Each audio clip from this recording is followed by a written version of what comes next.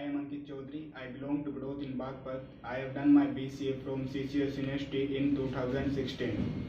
After that, I was searching job in MNC companies and I tried many companies, but I am not able to get job there.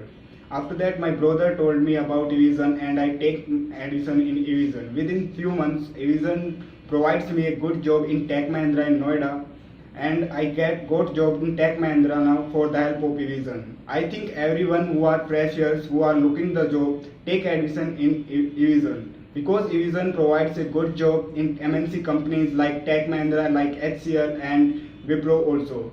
And after that, when freshers get good job, after that Evision also provides a corporate training batch in Saturday and Sunday for help the future.